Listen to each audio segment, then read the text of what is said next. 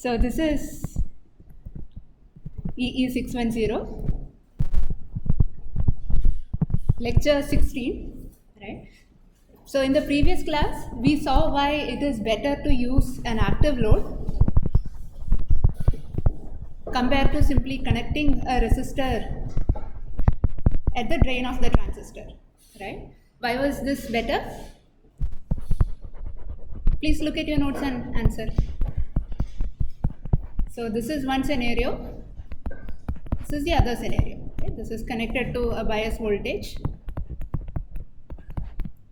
So let's say this is VBP, this is VBN plus your small signal Vi. VBN plus your small signal Vi. So we are saying that this option, the second option, is better than the first. Why? Because you get a better incremental gain. Why do you get a better incremental gain? So in one case, the incremental gain is simply minus GMN times RDSP.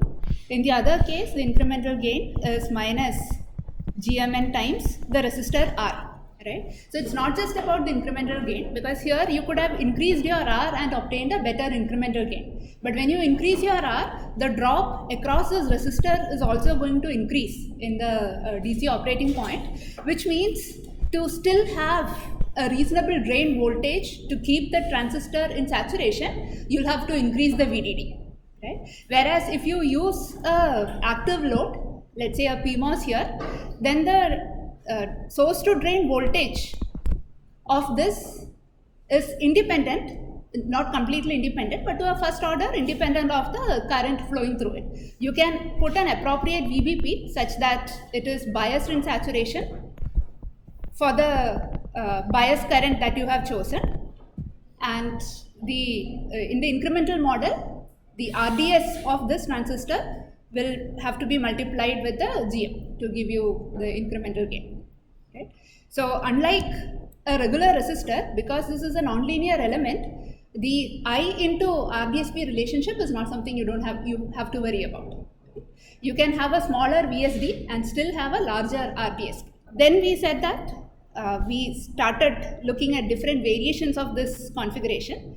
So in the first configuration, we could have a load made of PMOS transistor with the input connected to the NMOS transistor.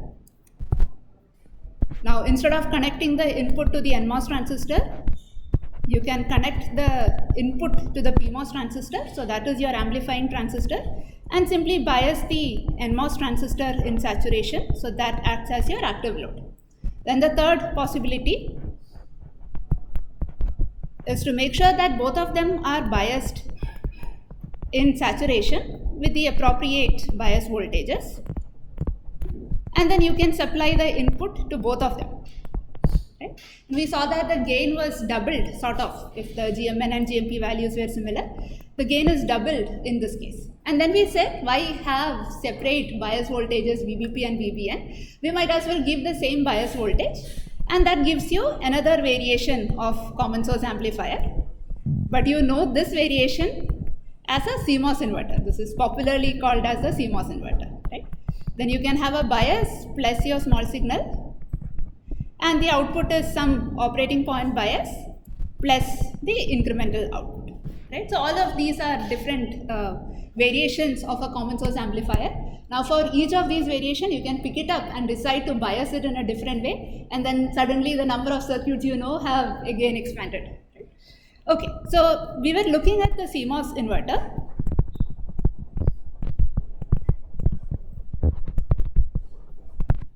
Right? In particular, we solved for the voltage transfer characteristics or the DC characteristics of the CMOS inverter. So let me bring up the curve that we obtained in the previous class. So this is the ID versus V0 curve. So let me remind you what this represented.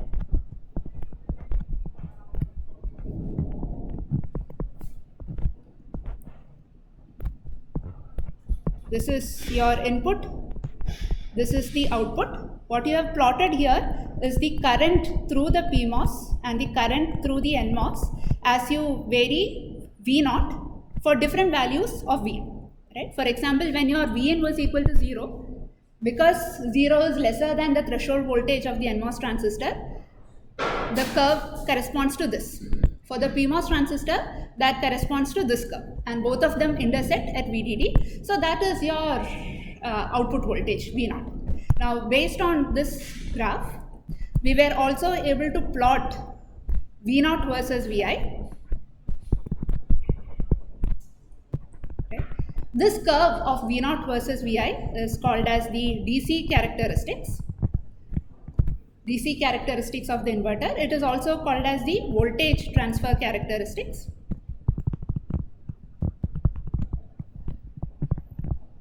In short, called as VTC, right? And this has the following shape.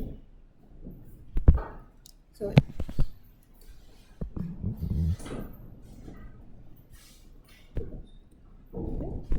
for 0 till the threshold voltage VTN, the output is at VDD. Between VDD minus mod VTP till VDD, the output is 0, and then you have a transition region in between. Now, looking at the above curve, you can also quickly predict the region of operation of both the devices. For example, between Vn equal to 0 to VTN, the threshold voltage of the NMOS transistor, you see that the NMOS transistor and the PMOS transistor are intersecting in these two regions, right? This corresponds to NMOS transistor being in cutoff region. So the NMOS is in cutoff and the PMOS transistor being in, why do you say saturation? You are in this part of the curve, right? Here. So it is in linear region. What comment can you make about the current through the transistor? Can you give an exact value? Less, I understand, right? But would you be able to give an exact value for this portion? Where are they intersecting? It's intersecting here, right? That corresponds to 0. Current is 0. Why is the transistor in linear region? What is the current equation for a transistor in linear region? Correct. It is proportional to the source to drain or the drain to source voltage, right? Under this case, so if your input was 0 or any value lesser than VTN, the output is VDD, right? Which means the source to drain voltage of the transistor is 0. Okay, so it is in linear region with 0 source to drain voltage, therefore the current is also 0. Okay, now let us look at the second case, Vn1, right? So Vn1 roughly corresponds to the region here. And you see that the NMOS transistor has this characteristics, PMOS transistor has this characteristics, and they are intersecting here. Quickly tell me the region of operation for NMOS transistor. Saturation, right? You are in the saturation region of the curve for the NMOS transistor. So this is in saturation. PMOS transistor, yeah, you are here. So this is in linear region. Now corresponding to Vn2, so you are somewhere here. So you are intersecting at this point when both the NMOS and the PMOS transistors have roughly constant ID, or in other words, both of them are in saturation region. Right? And finally, for Vn3, your NMOS transistor has this curve, PMOS transistor has this curve, and you are intersecting here. So this corresponds to NMOS being in linear region, right? Your NMOS is in this, the intersection is happening here, right? And PMOS is in saturation. And finally, the violet curve, when your input is VDD, this is for the PMOS and your NMOS is here, right? And the intersection point is this. This corresponds to, so NMOS is in linear and the PMOS is in saturation region. Sorry, correct.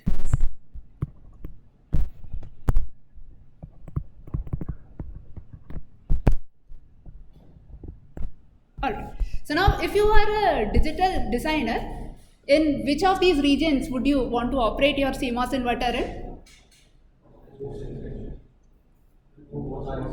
Digital designer, when both are in saturation, right? So you are telling me that you will want to operate when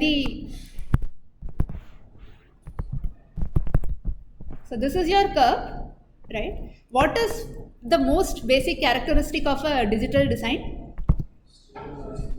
They deal with very clearly defined logic 1 and logic 0, right? So any output and any input, you should be able to clearly identify it as a logic 0 or logic 1, right? So we'll not get into the exact definitions, but roughly your logic 0 should be voltages closer to 0, right? And your logic 1 should be voltages closer to VDD. So you will clearly want to have your inputs in these two regions and your outputs somewhere here, right? Which means you want to avoid anything that comes in between, right? Because if your voltage comes somewhere in between, then it is indeterminate. You don't know whether to treat it as logic 1 or logic 0. Right? So clearly, if you are a digital designer, you would stick to these two regions where either the NMOS is in cutoff and PMOS is in linear region. And PMOS being in linear region simply means that it is acting like a switch, right? You're not expecting any amplification from it. You simply need a switch there. And you might also want to operate when the NMOS is in linear region. So it's basically a switch connected to ground, and PMOS is in cutoff. That's it. So you simply want the transistors to act as switch that is turned on or turned off. But if you are an analog designer, then the forbidden region for the digital designers is your area of interest. So if you are an analog designer, this is your area of interest because your transistors are in saturation there. We love transistors in saturation region because it means that the GM is high, the GDS is small, right? Which means you can get a larger incremental gain. Okay, so basically it means that I have to ensure that in the CMOS inverter, if I bias both the NMOS and PMOS transistor in saturation region, I can get a large gain out of it. Okay. We already did you guys did the incremental gain yesterday as a part of the quiz, but let me quickly go through that.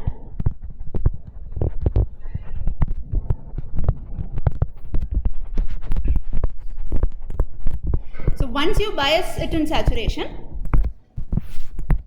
then I can sketch the incremental model for this CMOS inverter.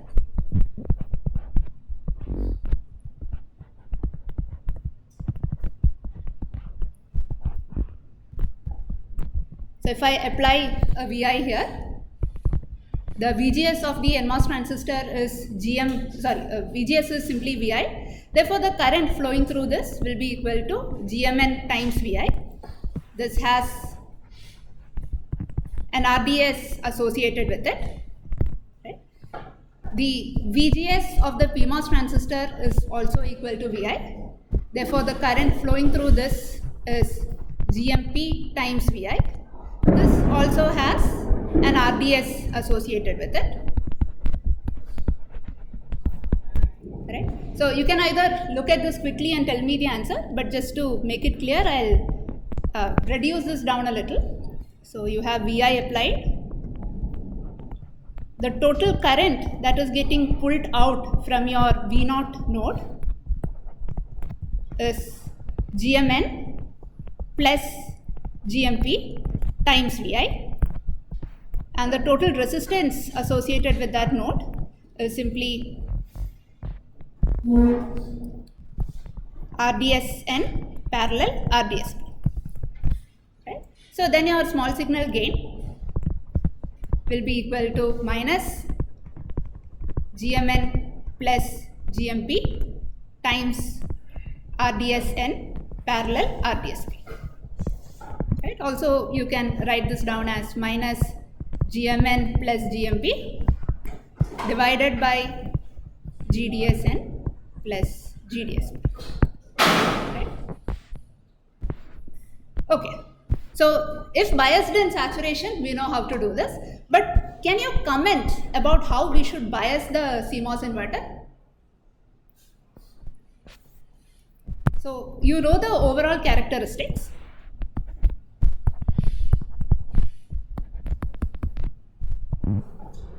roughly this is your characteristics, and you know that you want to be in this region, right?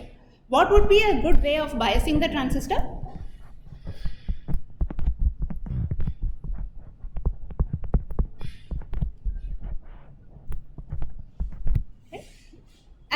I'll tell you a very rudimentary method. You can tell me if there is any problem with it.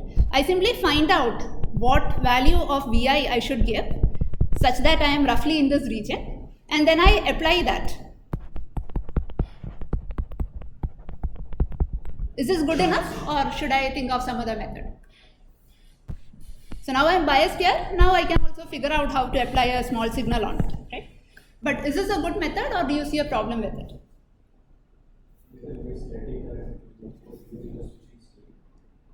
There will be a static current flowing when I am biased here, but that is always true, right? I anyways want to bias here. Once I bias there, both my transistors are in saturation, and this will correspond to some static current flowing. But that is also true with any common source amplifier that we have implemented. There is a constant bias through it at all times. So we now know about how the transistor properties are not constant, right? So what this means is the voltage transfer characteristics curve, instead of looking like this, might get shifted to the other side, or it might get shifted to this side, right? Now if I bias it with a constant voltage, right, and the VTC shifts due to temperature variation or some other effect, now you see I am biased at this point where the gain is much smaller. Here you had a very sharp gain, right? Here the gain is very small. Now on the other hand, if the VTC characteristics was the curve that got shifted to the right, then you are somewhere here.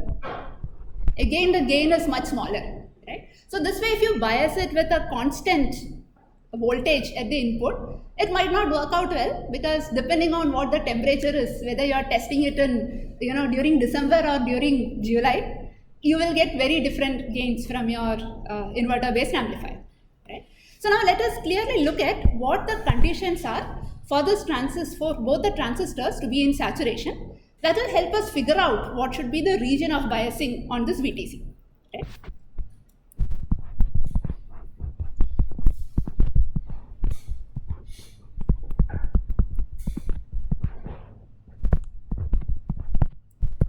This is Vi.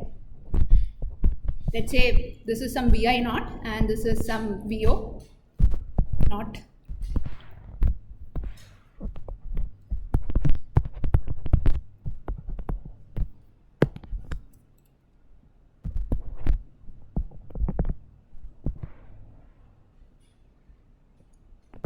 So at this stage we don't need to use this, right? Some Vi and V naught. What is the condition for NMOS to be in saturation? Can you tell me based on its drain voltage and gate voltage? V naught has to be greater than or equal to Vi minus Vtn, right? What is the condition for PMOS to be in saturation? V naught has to be lesser than, right? The drain voltage can go as high as one threshold above the gate voltage, right? So now this condition, basically I can look at the line V naught equal to Vi minus Vtn and say any point above that is fine, right? How does this curve look like? Let's say this was your Vtn. This is a straight line of the form y equal to some mx plus c, where the slope of the line is unity, right? So when V naught is equal to 0, what is the value of Vi? Vtn, right? So you start from here and then you can sketch a straight line like this. What about this condition? V naught is equal to Vi plus mod Vthp. I should use consistent.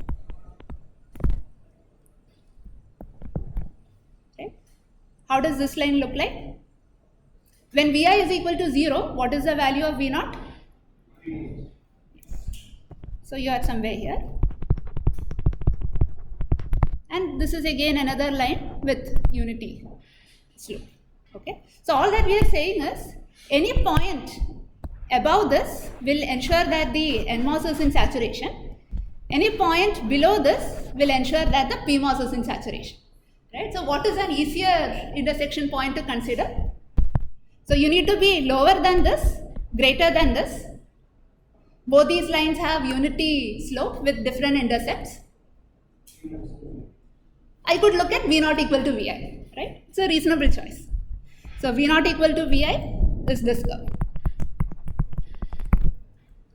Right? Now if I choose to bias the circuit at the point V0 is equal to Vi, even if your curve shifts by some amount, you are still likely to remain in this region where the transitions are happening, where there is a sharp transition. Now this is a larger shift. You can, if the shift is so large, then not many things can help, but for reasonable changes in the shift, you are still guaranteed to be within that range. Right? Now there is one more reason why V0 equal to Vi point is really nice. It's very easy to generate if you have an inverter, right? How would you generate this V0 equal to Vi point for an inverter? I want a smart battery. It has to exactly find out this voltage at which the output and the input are equal. How can I generate this? By drain feedback. So I have an inverter. Would you be able to generate it from here?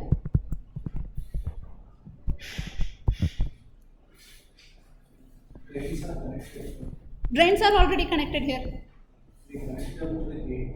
If you connect them to the gate. Right? So if I take an inverter and I connect them to the gate, this connection ensures V0 is equal to Vi. Right? The inverter has its own voltage transfer characteristics. On top of it, we are imposing the condition V0 is equal to Vi. Therefore, the only possible solution where the two voltages can settle to is this. Is that clear? So it's very easy to generate V0 equal to Vi. That is another reason why we like this point so much. Okay, so this voltage, where if you apply the voltage to the inverter, the output is also the same value, is also called as the midpoint voltage.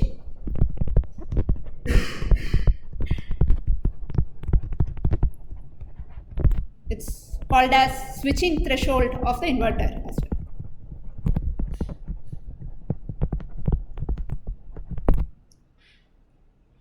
So now we have found out I could generate this point by simply taking an inverter and connecting it like this. Okay. What happens if I feed that to 2 or 3 more inverters like this? What do you think will be the output voltage here?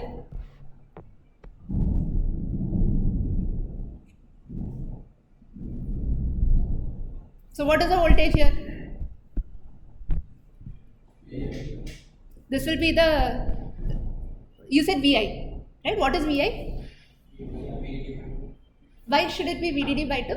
Right? It has to settle at some point. It has to settle at some point. It will settle at a point where the input and output are same. So it will be this midpoint voltage. Right? Yeah. So Vm. I didn't want to use Vi because it seems to suggest that you are feeding in an input. Right? So this is Vm. What about this? Is that clear to everyone why this should also be equal to Vm? Right? So in the VTC, Vm is the point where if your input is Vm, output is also equal to Vm. Right? So the second inverter is seeing input as Vm, the output is Vm. Third inverter, so yeah, this will also be Vm and this will also be Vm. Now this is true provided all these inverters are identical, right? If you take 2-3 different discrete ICs and then connect them, then this is not guaranteed because the switching threshold of those inverters need not be same, and it's possible that this voltage corresponds to some point here for the next inverter. Right?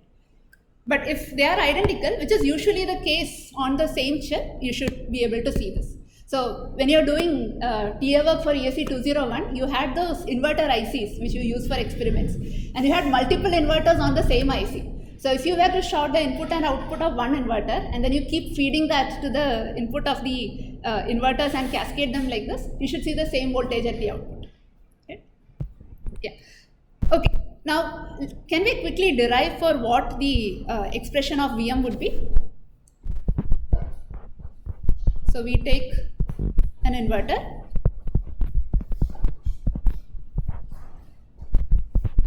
Let's assume that the input given is Vm, output is Vm. Can you give me an expression of Vm in terms of the transistor properties and supply voltage? How would you go about solving this? So you can equate the currents flowing through both of them. We already showed that both these transistors are expected to be in saturation. So simply equate the saturation currents and you will get a result.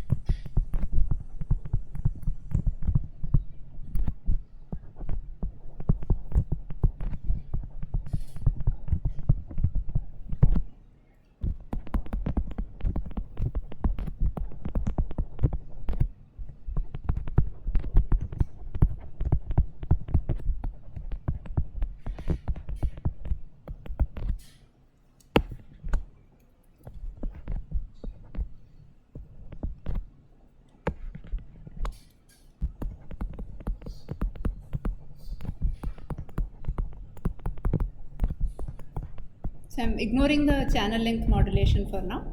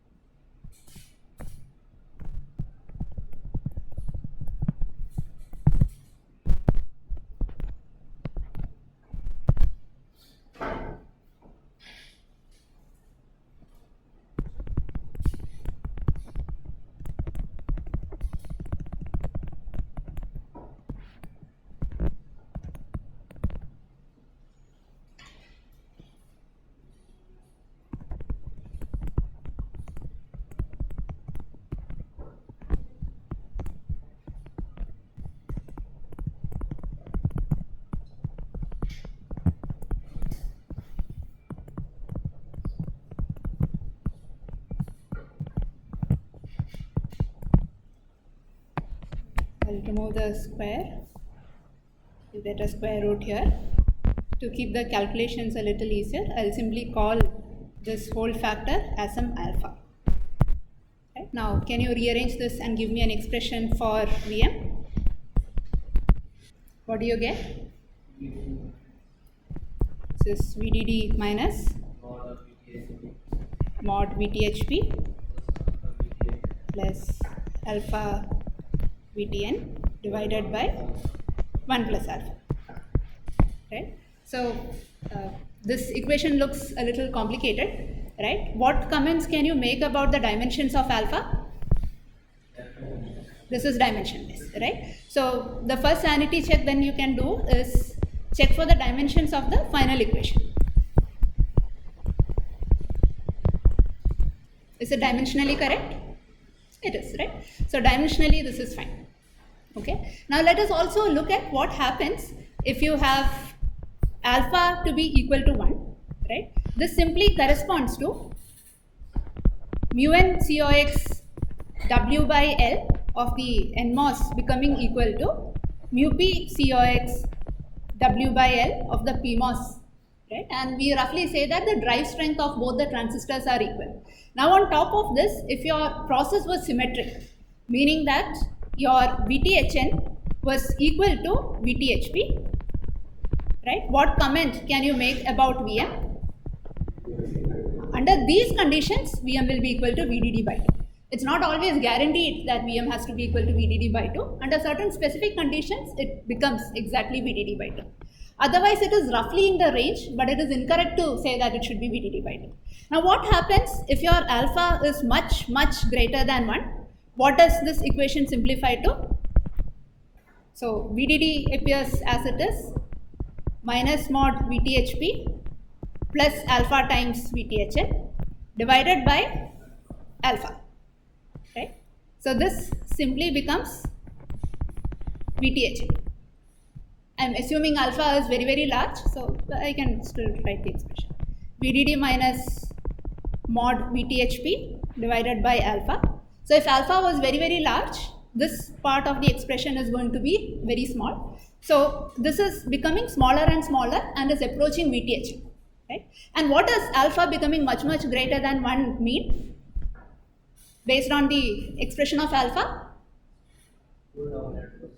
It means that the NMOS transistor is much, much stronger, right? Because mu n CoX W by L of the NMOS transistor is very high, you expect that the drive strength of the NMOS is much stronger. So, if your NMOS transistor is much, much stronger than your PMOS transistor, your midpoint voltage is shifting to the left. It's becoming smaller, right? In other words, your VTC, when alpha was equal to 1 and the process was symmetric, if your VTC was equal to this, as your NMOS transistor is becoming stronger, this is going to shift this side.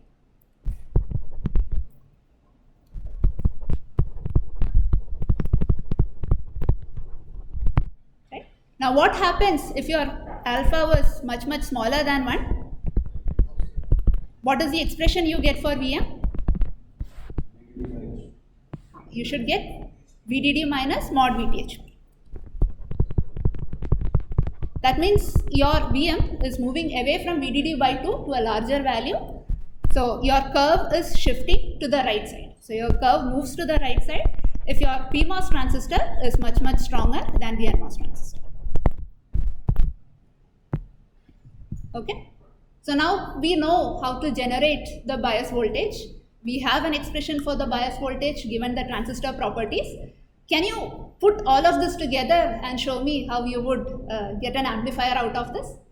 Use as many inverters as you want in the first step, then we'll get to optimizing it. Feel free to discuss if you want to discuss. So, I am giving you a supply voltage VDD. You are allowed to use as many inverters as you want and passive components such as R's and C's, and there is a small signal Vi. How would you get the incremental output using all of this information? So, I know that I need the midpoint voltage for biasing. So, I can take one inverter, connect it like this, right? This ensures that the point here is the midpoint voltage, right? Now, I need to feed this to my main amplifying inverter.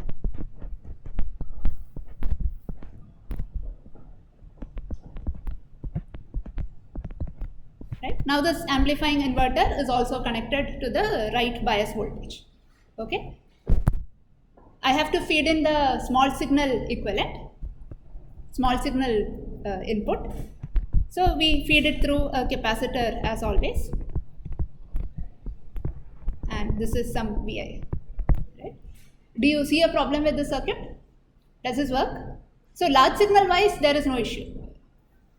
The operating point is fine, right?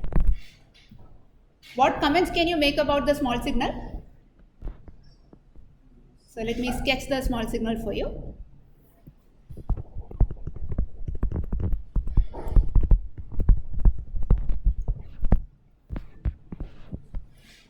So, you have Vi.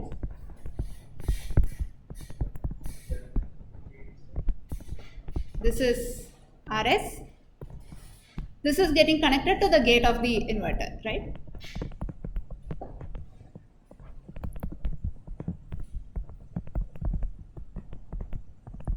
And then you can also consider the associated RDSP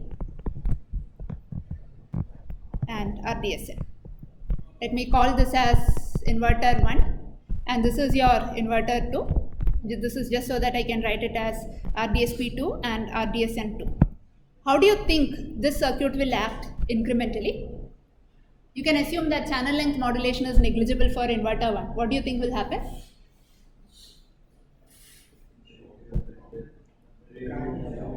Drain and gate are connected for both the PMOS and for both the NMOS, right? It's a diode connected transistor, which means it becomes a resistor, right? So what is the value of the resistance? So this is 1 upon GMN1 parallel 1 upon GMP1. We are assuming that RDS is infinity, just to keep things simple. If so, what comment can you make about the voltage appearing here? Right? It's going to be a small fraction. There is voltage division happening between RS and this combination, which is something we don't want. Right? So what is the solution? Put a large resistor in this path. You can add a large resistor, you can put an inductor, that will completely block it out. But if you are working, doing a design for an IC, inductor as much as you can, please avoid. They are bulky and they take up a lot of area. And by now you shouldn't get tripped whenever I do the circuit like this. By default, you always connect your DC through a resistor and the small signal through a capacitor. Right? In all of the circuits you would have seen, you are connecting your DC through some equivalent resistance and the small signal is coming through some capacitor. Right? So I connect a large resistor, so your circuit becomes like this. And if this Rx is much larger than Rs, the voltage here will be almost equal to Vi, and from Vi to V0 we have already calculated the output.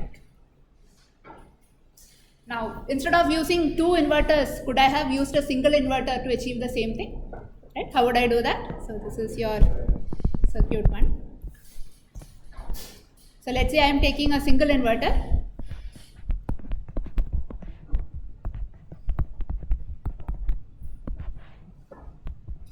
What do I do? How do I ensure biasing? So I can connect a very large resistance between these two. How does this affect the bias operating point? So there is no current flowing through Rx because there is no path for the current to flow. Therefore, the bias point is still same as before. And to connect the small signal, I can connect it through some capacitor C1.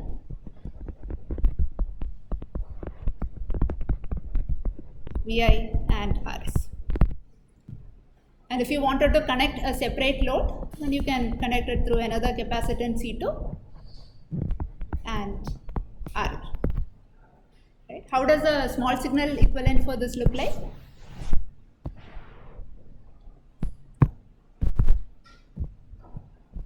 So you'll have Vi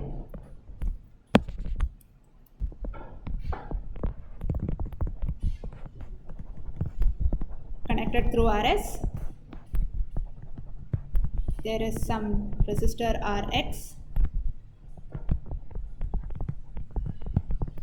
You have a current of value GMN plus GMP times this voltage. Let me call it as Vx flowing through it. And you will have a resistance of value RDSN parallel RDSP parallel RL. For now, I'll simply show it as an R. This circuit looks familiar. So we have solved the expressions for this circuit, I think at least 2 times by now. I'll directly bring up the results.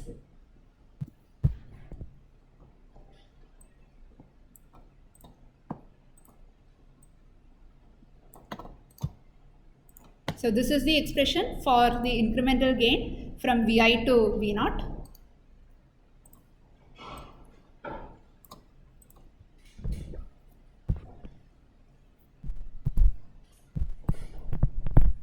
And the only condition that you have to ensure is that your Rx is much larger than, so the GM in our particular case is the summation of both the GMs into the effective output resistance R into Rs. Now if your Rs happen to be 0, then of course you cannot rely on this equation, then you will have to satisfy the other conditions separately. But if all of these are finite resistances, this will most likely be the condition that is harder to meet. Okay, so any questions on this? Okay, So if there are no questions on this, we move forward with what should be our next topic. Any suggestions? Buffer? Okay, so we have the ultimate ideal circuit that we have seen so far is an operational amplifier, right? What is an operational amplifier? Right now you know it as this triangle, right? It has two input terminals, basically one input port. If I give V1 here and V2 here, there is this differential voltage that the op-amp is measuring given by V1 minus V2. This op-amp has a very large gain and the output is basically this very large gain multiplied by VD. Right? So far this is just a fancy triangle for you. Let's see if we can implement this operational amplifier using the transistor.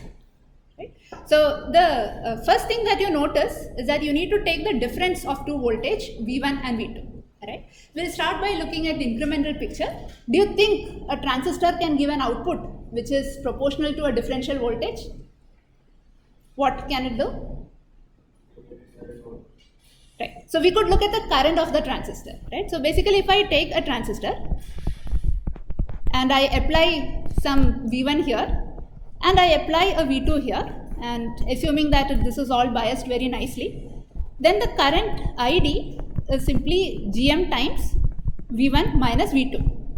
Okay, so we'll first try to figure out how to make sure, we'll see a little bit more in detail now, but we'll first make sure that you get ID proportional to some difference voltage, then we'll figure out how to generate a voltage from it. Okay, now let me quickly hook up the circuit for you. This is again an incremental circuit. Let's say I connect V2 here and I connect V1 here. Output wise it looks okay. The current is proportional to the difference between the two voltages. What is the ideal input resistance you should see looking in here? At the input of the op-amp? Infinite. Here? Infinite. What is the input resistance looking in here? What about this? 1 by GM, right? And if your GM is very, very large, it's almost equal to 0. So definitely we have a problem. Now I'll tell you what will make this very, very obvious. Assume that your V2 and V1 had a source resistance associated with it. And I'm assuming that these source resistances are identical right now, right? Under these conditions, the voltage appearing here is going to be V1. The voltage appearing here will not be equal to V2. Right? There is going to be some voltage division between RS and 1 by GM. So clearly this arrangement is not going to work. Right? What is the problem now? The problem is because you are not able to get V2 to appear here correctly. So if you had a problem like this, like in generic terms, you had some voltage source Vi, it came with its own source resistance Rs. You wanted to make sure that all of this voltage appeared across some RL. What is the first solution you would think of? You could add a voltage buffer, right? So if I can add a voltage buffer, then this problem is not there. I add an ideal voltage buffer. So it's basically a voltage controlled voltage source, a VCVS with gain equal to 1. Then this guy will see infinite resistance. Therefore the voltage Vi will appear here. This guy has 0 output impedance, therefore the same voltage Vi will appear here. I will follow the same principle now. So I take my first transistor, I'll call this as M1. I'm applying V1 here. I want to get V2 here. I could apply this through a voltage buffer. What is the voltage buffer that you know of? Common drain amplifier or the source follower, right? What is the source follower? So if I take this transistor, right, if I apply Vi here and I measure V0 from here where this is connected to some load, under very ideal conditions where the GM of this transistor tends to infinity, your V0 will be equal to Vi. Okay, so that's what I'm going to do. I will take this transistor, let me call this as M2. I have taken M2. Right. Drain side, we'll worry about it later, but right now I'm only looking at the current. And I apply V2 here, right? If the GM of this transistor was infinity, then the voltage appearing here would be equal to V2. So far, okay? So this is your amplifying transistor, and this is your voltage buffer.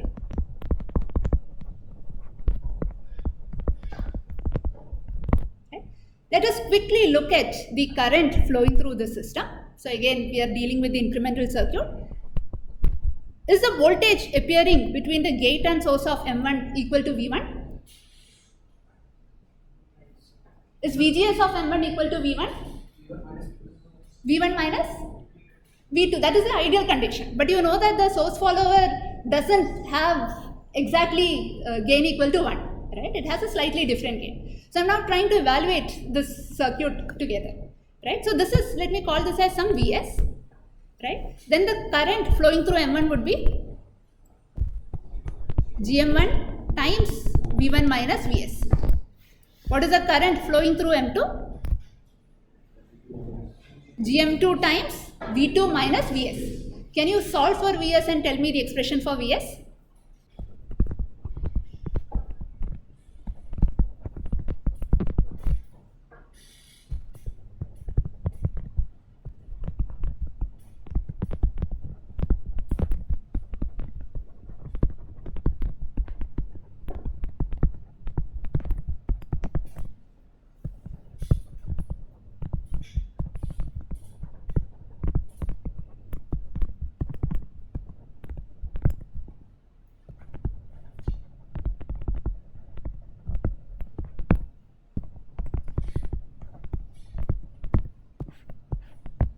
Did everyone get this?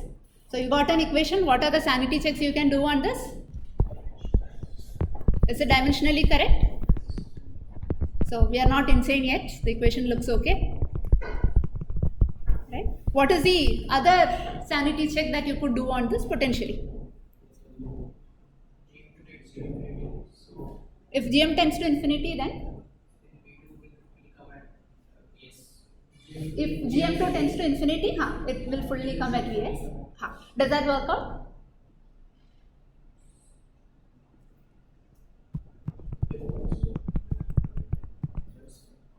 Right? Then you would expect Vs to be equal to V2. Does that work out? Right? So this is also fine. Right? Now I can tell you one more thing. What happens if V2 is equal to 0? If V2 is equal to 0, then your circuit simplifies to this. There is this transistor here whose gate is connected to 0, drain is connected to 0, which means this can be modeled as a resistor of value 1 by GM2. And this is a regular source follower for which you already know what the gain is. Right? What is the expression for Vs if I give you this picture? That will be GM1 into 1 by GM2 divided by GM1 plus 1 by GM2 times Vi. Right? So this is basically GM1 times Vi by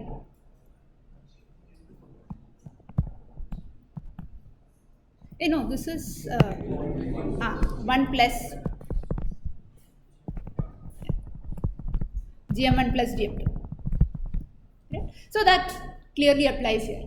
So I mean, in effect, instead of solving for this, you could have directly assumed V1 equal to 0, calculated what is the output due to that, V2 equal to 0, calculate the output, then do superposition. So all of this should give you the same result. So anytime you derive an equation, don't leave it here. We are not doing this course to make sure your mathematics is strong, right? Look for all these small circuit intuitions. Okay, so if you know the expression for Vs, can you quickly tell me what is the value of the current?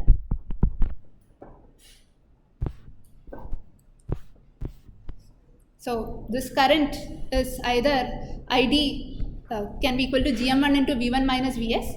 Now you will see that the same current is flowing like this. There is no other path for the current to flow. So you could do GM2 into Vs minus V2 also, right? What is the expression you get for the current? So this is GM1 into GM2 into V1 minus V2, right?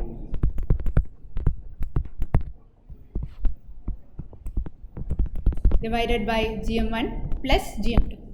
In other words, I could write it as some conductance, transconductance into V1 minus V2, right? So even though our voltage buffer is not an ideal voltage buffer, it turns out the current through this combination is still proportional to the difference of the two voltages, right? Now you also see that this circuit is looking very symmetrical. So what I mean is,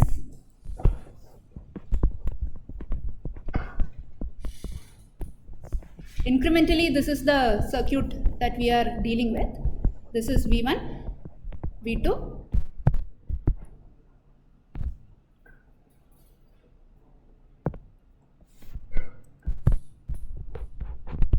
and we have for now connected the drain of both the transistors to the ground. We initially started by thinking of M1 transistor as the amplifying transistor, M2 transistor as a voltage buffer, right?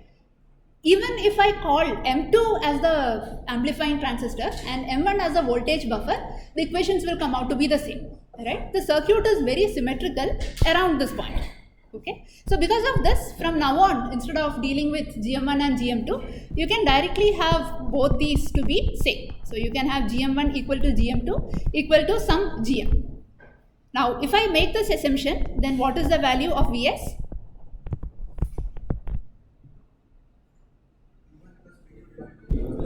This will simply be the average of both the voltages, right? And what is the value of ID? That is V1 minus V2 by 2 is a voltage, right? That will be equal to GM into V1 minus V2 by 2, right? So this equation almost looks like a common source amplifier's equation. The current is GM times a voltage. In a common source amplifier, it is GM times 1 input voltage. Here it is GM times the difference between the two voltages divided by 2. Okay, so now this node, right? You have both the transistors coupled through this node, right? So both the transistors are coupled through the source node. Therefore, it is also called as a source coupled pair.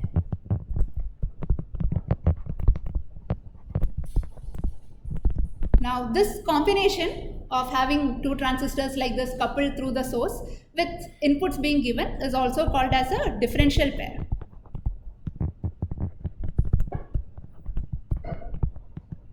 Any guesses on what we call this node as for a differential pair, this common node? This is also called as a tail node. You can also call it as a source coupled node or a tail node. And the naming convention becomes obvious when you think of like this.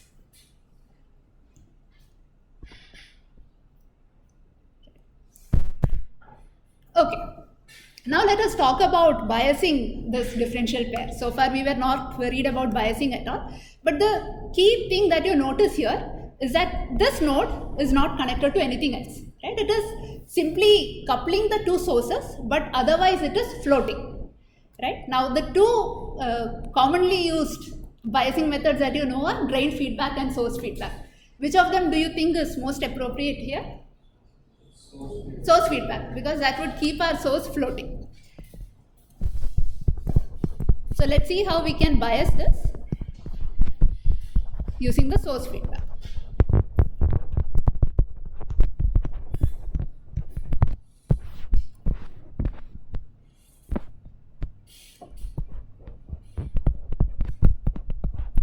So I take transistor M1. I can directly connect this to VDD. Let me connect this to some resistor R so that we have a potential developed across it. So I attach the same R here.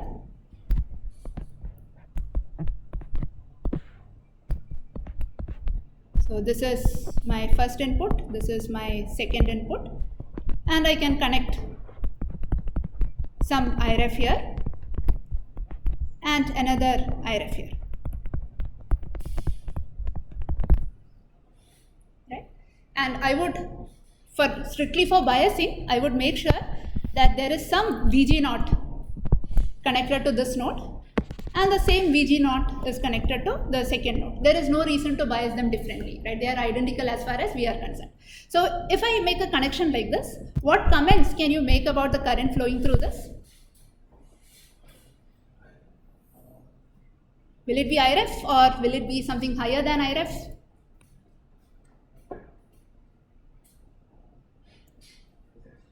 The circuit is very, very symmetrical. I am also assuming that the transistors are also identical. Right? If 2 IRF flows through this, what is the current through this? Right? If the circuit is very symmetrical, I would expect the currents also to be symmetrical. Right? IRF is going to flow like this, and another IRF is also IRF will flow like this.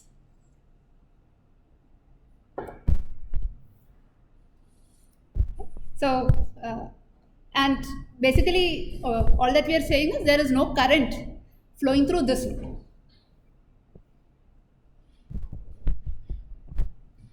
Why would you say 2 IRF? Is there a reason? So I'm guessing you assumed the current is, both the currents are flowing like this, right?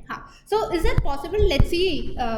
So one answer I have gotten is 2 IRF, where the current could then be flowing like this. Is there a way for us to say that this answer is incorrect? Is there a contradiction that we can find out? So if 2 IRF was flowing through this, right, then the VGS appearing here will be such that 2 IRF is supported, right? Which means you can calculate what this voltage is.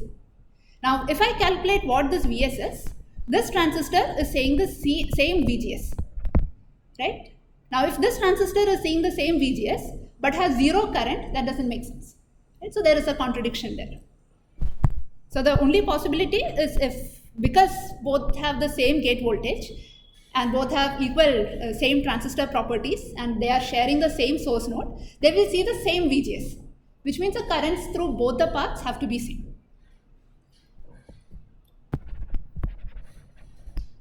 Alright. So you have IRF flowing through transistor M1 and the same IRF is flowing through the transistor M2. A common practice, of course, is to sketch the circuit with a single current source.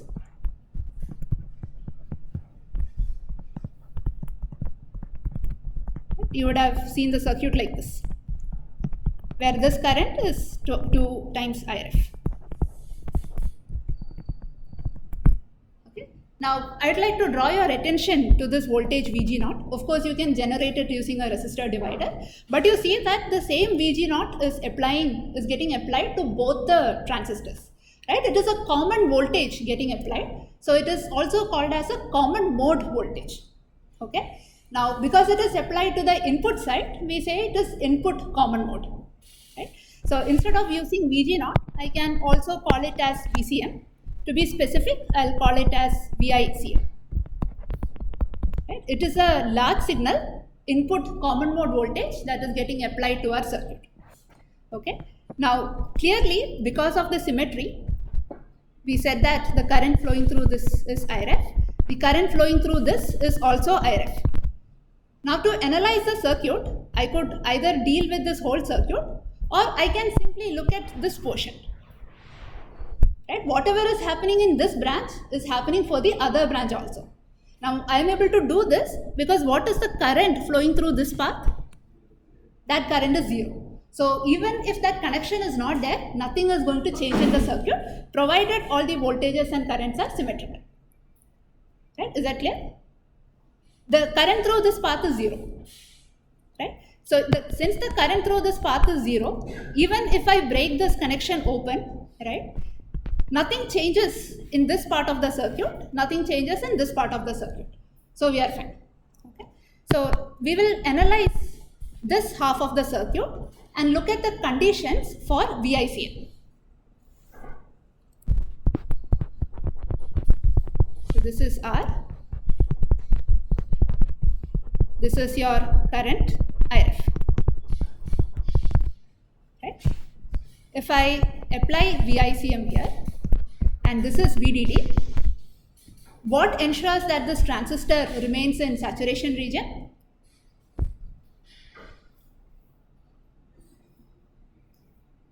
What is the voltage here? This is VDD minus IRF times R, right? So what is the condition for this transistor to be in saturation?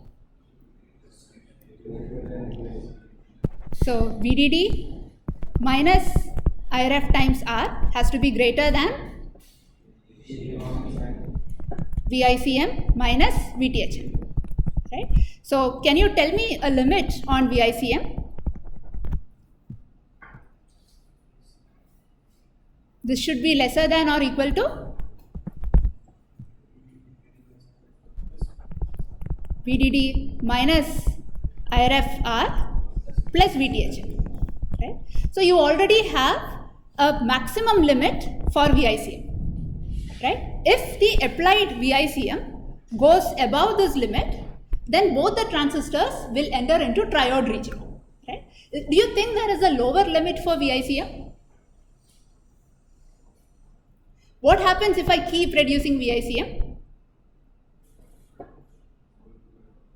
But you have an ideal current source there, right? The ideal current source can have any potential drop across it, right? So the effect of reducing VICM doesn't become obvious if you have an ideal current source. For that, you will have to first think about how this IRF is eventually getting implemented, right? How do you think you will implement the IRF? Right? You implement it using another transistor, right? Using a current mirror. So let me show you that based on this circuit first, and then we'll do the analysis.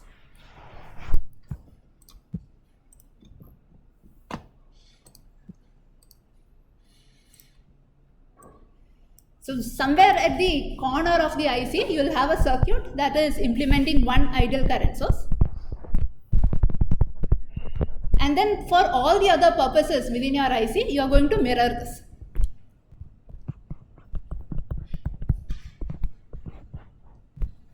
So here you will basically have transistors that is connected to this voltage.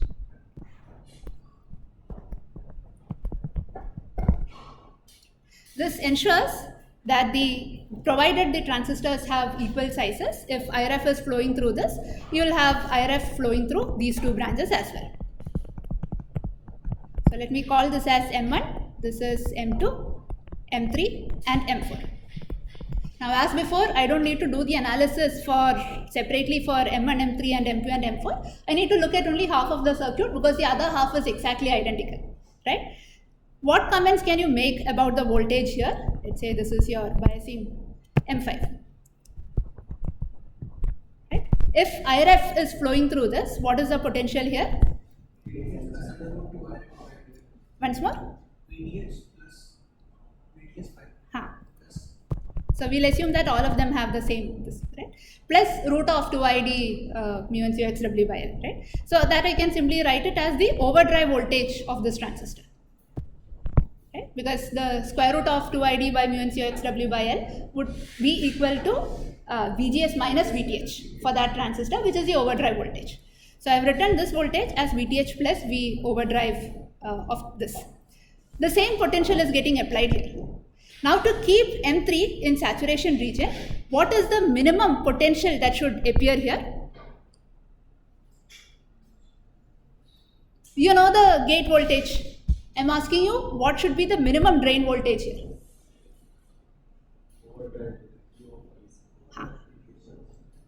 How do you say it is V over overdrive of the V over 5? Yes. Correct. So if I assume that all of these have same threshold, then this is simply equal to V overdrive of that transistor.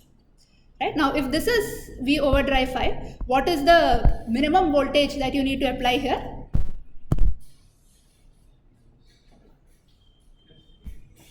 What would be the VGS required?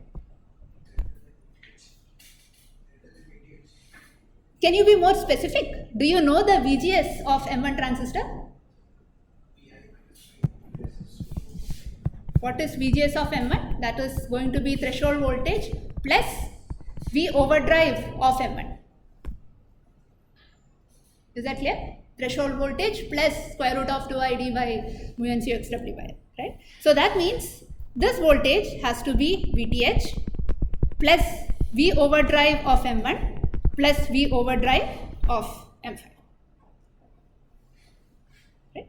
So in other words, if all of them had similar overdrive voltage, it will simply be VTH plus twice the overdrive voltage. Okay? So now you have a minimum limit for VICM. If your VICM goes below that, then the current transistor will enter into linear region and you will not have exact current mirroring anymore. Okay? So you have a maximum and minimum range. So your VICM has to be greater than VTH plus V overdrive of 1 plus V overdrive of 5, and it has to be smaller than VDD minus IREF into R plus VTH. Is that clear? Okay. So next we have to look at the incremental picture associated with this circuit that we can do in the next class. If you have any other questions, you can ask me. So basically, we are dealing with a circuit like this, right? And we have analyzed the bias point conditions. Right? Now on top of this, we will assign some input plus V1 plus V2, and then we will see what the incremental output voltages at these two nodes are. Right? You can think about how you can analyze the incremental picture. Is there an easier way to do it rather than the method that we followed earlier, solving for the exact equation? Okay, thank you. Yes? It's hard to do that where you can use PMOS, CMOS, and MOS as an input. Correct. And then there are two cases when we can give it two different biasing voltage. Correct. And next similar biasing voltage. Huh. What is the difference like if you use a different biasing voltage for both PMOS and MOS and for the same biasing? Very good question. Any comments? Anybody has any comments? So his question is between these two cases, right? One where you have two different biasing, VBP and VBN are generated, right? And in the other case, you have a single VI, right? So what do you think are the differences associated with these two circuits? Or some similarity other than the very obvious one? Is there a reason to prefer one circuit over the other?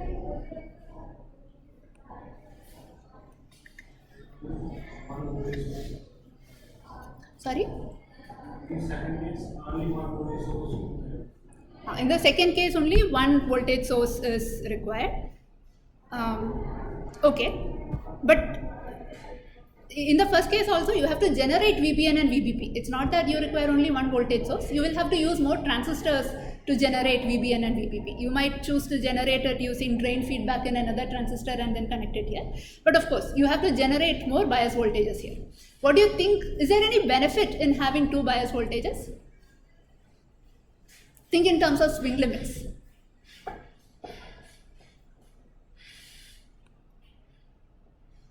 Because you can have VBN and VBP separately, you can choose to have a VBN and VBP such that both the transistors will remain in saturation region for longer ranges of input. Whereas here you are sort of limited. There is one bias voltage and there is this range where you are guaranteed both are in saturation. So you will have more flexibility because you are dealing with two separate bias voltages. Okay. Thanks.